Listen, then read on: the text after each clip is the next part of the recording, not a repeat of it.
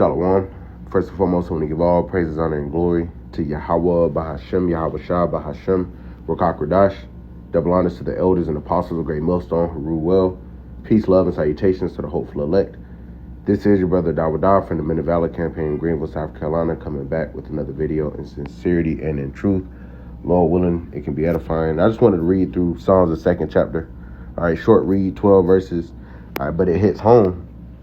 And as always, is it's filtered through prophecy, man. All right, these are the things that the Lord has promised unto His Son, promised unto us as followers of and believers in Yahawah, Bahashem, YAHAWASHI. All right, so we have to, continue to set our minds upon these things, man. All right, these heathen think they got it all figured out, and they don't. All right, the Lord is in control, and this chapter right here proves that perfectly. So let's get right into it. Psalms chapter 2 and verse 1. Why do the heathen rage and the people imagine a vain thing? And we always bring this out concerning the boisterous plans of countries like China and Russia who believe that they will be the next world superpower. All right, when the scriptures plainly say in 2 Esdras, the sixth chapter, that Esau is the end of the world and Jacob is the beginning of it that followeth. So with that being said, no, they don't got next. Jacob is up next, and nobody's expecting Israel to rule next. Nobody is expecting the so-called Negro, Latino, and Native American man to be the next world superpower and the power of the universe. But that is exactly what the Lord is about to do, right? So we bring this out. Why do the heathen rage? Why do they rage and imagine a vain thing like, oh, there's going to be a multipolar world. There's going to be, they're gonna reign after Babylon. No, America, Babylon the Great was the last world superpower, all right? And it's going down fast. But the Lord is using these other nations to bring it down. That's why He has put this spirit within them to think they're going to rule next to carry out the plans of the Lord. But the Lord is going to send His Son back, Yahawashi, to spoil their plans. All right, and when they see Yahawashi crack those clouds, they're going to stop fighting each other and they're going to fight the Lord, man. And in the midst of that, the Lord is going to make them shoot off them nuclear missiles, man. All right. Verse 2, it says, the kings of the earth set themselves, right? The different rulers. You have actual kings like King Charles. You have presidents. You have prime ministers. You have dictators, So it says, the kings of the earth set themselves and the rulers take counsel together against the Lord Yahawah and against His anointed, saying. So they actually come together and they speak against us. And speak against the Lord. Verse 3, let us break their bands asunder and cast away their cords from us, right? They disregard us. They don't regard us as people. They don't regard us as the people of the Lord. All right, they want to eradicate us. They want to exterminate us. Verse 4, he that sitteth in the heavens shall laugh. Who is the he that sitteth in the heavens? The Heavenly Father, Yahawah. And right now, Yahawashi is sitting on the right-hand side, but Yahawashi will come and rule on the earth. All right, the Heavenly Father, Yahawah, isn't going to come to this realm. All right, we'd all cease to fucking exist. Okay, His majesty is too great for us to be beheld in this realm, in His full power, man. But He's sending His Son in His likeness. That's why Yahawashi said, "Ye that see me have seen the Father." Because He didn't do anything that the Heavenly Father didn't want Him to do, man. When He came as Yahawashi. Verse 4: he that sitteth in the heavens shall laugh.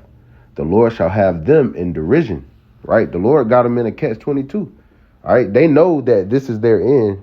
They've looked through the Project Looking Glass. They went and, tried to figure out how to get around this and how to reclaim their birthright back. All right, but they lost it. All right, it was never for them in the first place. It belongs to Jacob. And Esau think if he can kill all of us, then he can reclaim that. Or the Heavenly Father won't send His Son back, but that's not the case. All right. That's how He has them in derision. The Lord, He's going to send His Son back to destroy and consume the power structures of this world. Consolidating. I want to talk about consolidating power.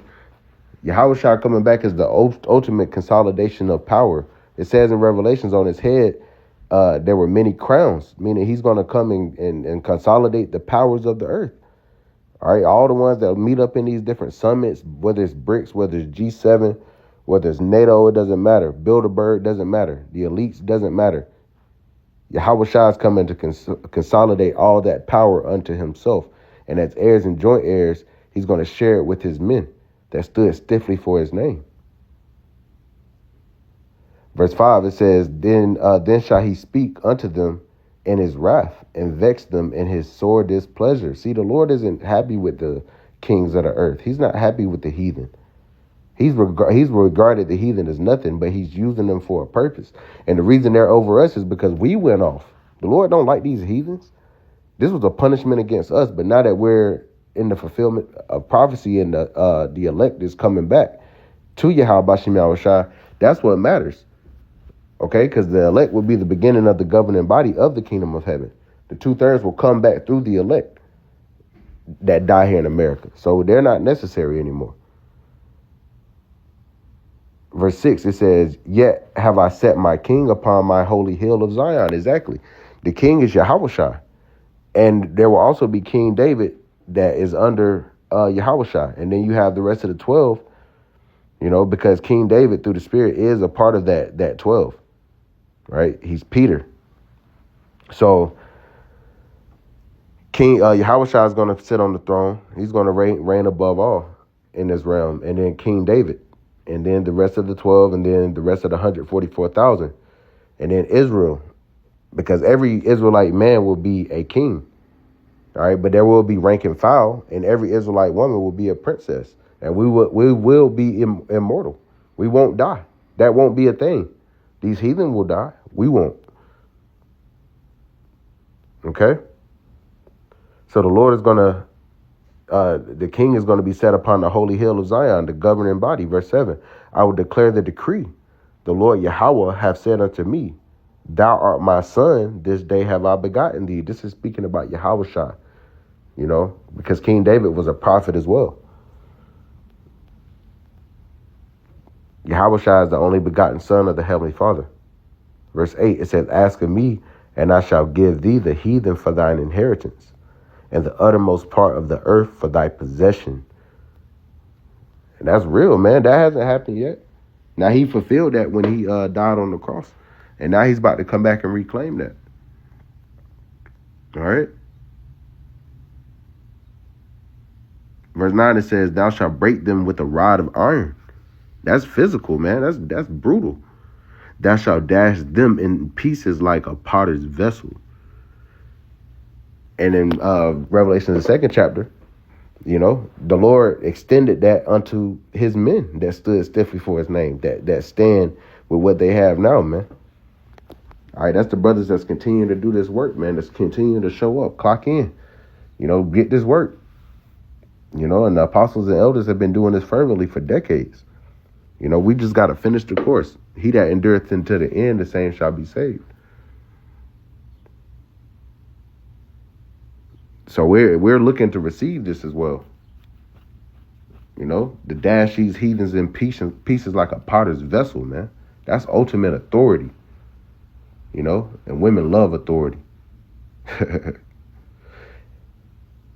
Verse 10, it says, be wise now, therefore, O ye kings. All right, this is an extension unto us that are future rulers of this world, man. Judges. It says, be instructed, ye judges of the earth. See? Verse 11, serve the Lord Yahweh with fear and rejoice with trembling. Reverence Yahweh Bashem Yahawashi in all things. We are a walking embodiment of the Lord's immortality. Even though we're not in those immortal bodies yet, we're already walking in that as being returned to our power. This is where we stand. We are beacons of light in a dark ass world, man. Verse 12, kiss the Son, lest he be angry, and ye perish from the way. When his wrath is kindled but a little, blessed are all they that put their trust in him. And this is speaking about YAHAWASHI. Kiss the Son, lest he be angry. And YAHAWASHI is pissed right now. All right, the day of wrath burns in his heart, and the year of his redeemed is come. Everything that's happening now is leading up to YAHAWASHI coming back with power and great glory and fury and vengeance, man. And he's about to obliterate these damn heathen. He remembers what they did to him, man. He coming to get his get back. And Yahweh and the Heavenly Father, Yahweh is going to allow him. But in the Heavenly Father's time, only the Heavenly Father knows the exact day and hour. But YAHAWASHI is waiting. But it says, blessed are all they that put their trust in him. We put our trust in YAHAWASHI, our big brother, man. We trust that he's going to protect us. We trust that he's on the right-hand side of the Heavenly Father making intercession for us as our mediator, as our big brother, man. Because the Heavenly Father not dealing with us directly. He's He's dealing with us through his son. And through our belief in the son, do we have a chance at immortality, man. So, beautiful chapter. It's not a long chapter at all, but it hits heavy points. All right, this is past the milk. You have to understand what what all this means, man. And what prophecy coming to pass means for us. It means for the kingdom. Everything that's happening is a day closer to the kingdom, man. And that's why we rejoice. So with that, I want to give all praises, honor, and glory to Yahawah, Bahashem, Yahawashai, Bahashem, Makakwadash, and double honors to the elders and apostles of Great Millstone who rule well. Peace, love, and salutations to the hopeful elect. Till next time, Shalom.